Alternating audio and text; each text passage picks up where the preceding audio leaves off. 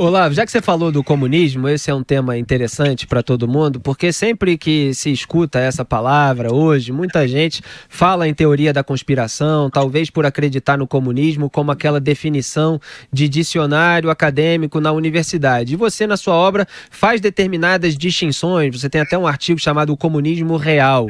Então, o que é esse comunismo de conceito acadêmico e o movimento comunista real? E até em casos individuais, importa o sujeito ser consciente de que está contribuindo para o movimento comunista, para que você também o coloque dentro desse movimento? Então, em primeiro lugar, o que é o comunismo? E, em segundo lugar, o que é ser comunista? Muito bem. O comunismo não é uma ideologia. O comunismo é um leque imenso de ideologias diferentes, que vem desde o século XIX. Tá certo? Tem troca de ideologia como nós trocamos de cueca. Tá certo? Quando não está funcionando de um jeito, ele muda a conversa. Não é isso? Você vê, a variação do comunismo vai desde assim, Karl Marx dizia que a posição de classe do indivíduo determina a sua ideologia. O último teórico famoso do comunismo, que é Ernesto Laclau, diz: a propaganda revolucionária cria a classe que ela representa.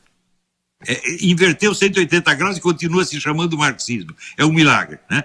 Então se transforma no seu contrário, mas ainda é o mesmo. Então, o comunismo sempre tem essa natureza dialética, essa tensão entre opostos. Então, não dá para estabilizar numa ideologia. Então, quem acredita que o movimento comunista é uma ideologia, é ele próprio idiota, evidentemente. Ele não entende, né, a complexidade da coisa. Então, o comunismo é essencialmente um movimento. O movimento se faz através de pessoas que participam e que dão a sua vida, os seus esforços, os seus bens para ele. Tá certo? Já há um estudo em inglês, esqueci o nome do autor, que ele mostra que a lealdade do indivíduo a um movimento não depende do que ele recebe desse movimento, mas do que ele dá para o movimento. O PT, nesse sentido, foi muito esperto ao cobrar dízimo das pessoas. Depois de você dar dízimo anos a fio para um partido, é difícil você se desligar dele, tá certo? Então, o comunismo é basicamente esse sistema de envolvimento, né, e de organização dos indivíduos para uma ação comum. Essa ação pode variar infinitamente e pode usar, né, a definição nominal de comunismo, que é a estatização dos meios de produção, como um símbolo unificador do movimento. Mas, na prática, ela nunca estatizou o conjunto da economia, nem vai estatizar, porque isso é financeiramente impossível. Já demonstrou Ludwig von Mises, num raciocínio muito simples. Ele dizia: se não existe mercado, as coisas não têm preço.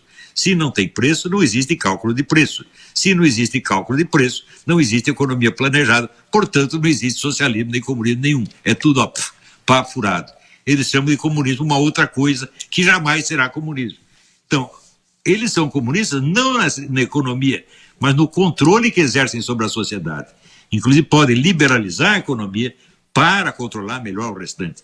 A educação, a moral, os costumes, etc., etc., como já fizeram 1000 vezes. Isso se manifesta também, esse fenômeno, Olavo, se manifesta na Europa, não é uma coisa dos primitivos aqui do nosso continente? Não, na Europa tem a mesma coisa. Também? Mas você vê um movimento que muda de ideologia, muda de conversa, pelo menos de 10 em 10 anos, o poder de envolvimento dele é monstruoso, porque ele dá sempre um sentido de unidade e participação a pessoas que pensam exatamente o oposto. Por exemplo, a esquerda junta, né, as feministas radicais com os machistas islâmicos.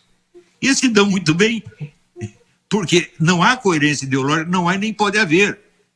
Quer dizer, a incoerência ideológica faz parte da natureza do movimento.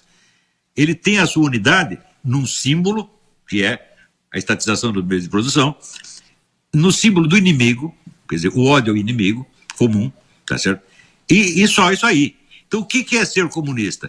Não é você ter uma ideologia, claro que não. Também não é você aderir conscientemente a tudo isso, porque ninguém pode aderir conscientemente a tudo isso, é impossível. Então, é um senso de participação e de colaboração. O comunista é um colaboracionista, acima de tudo. Ele colabora com esse movimento, mesmo que ele não entenda nada. Olha, houve até um exemplo incrível contado pelo escritor, acho que ele é chileno, Roberto Ampuero, e ele conta de um chefe de polícia, da polícia política cubana, cujo apelido era Charco de Sangre, tanta gente que ele matou. Este cara não entendia uma linha de marxismo, leninismo, e nem queria saber. E, no entanto, ele era a força e o esteio do regime. Então, o envolvimento ideológico é mínimo. O que há é um envolvimento psicológico e funcional. Então, nesse sentido, o Lula, é claro que ele não entende nada de marxismo, mas olha, o envolvimento funcional dele foi tão profundo que ele foi o reorganizador, ele é o cara que revivificou o movimento comunista na América Latina. Como é que você vai dizer que o cara que faz isso não é comunista? É impossível, é? Você diz, por exemplo, Olavo, só para completar esse raciocínio e abrir aqui o microfone para o José Maria Trindade, o financiamento, por exemplo, de ditaduras como da Venezuela e Cuba, por meio de financiamentos do BNDES. Isso foi uma maneira também que o governo do Lula, o governo do PT, usou para alimentar regimes que são, pelo menos, encaminhados ao comunismo, né? Isso, veja, essa era a função do PT no governo, salvar o comunismo na América Latina. Não só reorganizando e dando um novo sentido de unidade, que eles fizeram com o Foro de São Paulo, mas também realimentando com o dinheiro dos governos falidos. Então é por isso que eu digo, os comunistas deviam fazer um monumento para o Lula. É de uma hipocrisia monstruosa, mas a hipocrisia também faz parte disso. Quer dizer, o comunismo é uma incoerência viva. Ele é a total falta de compromisso com a verdade. Ele só tem compromisso com a sua vitória. Isso sim.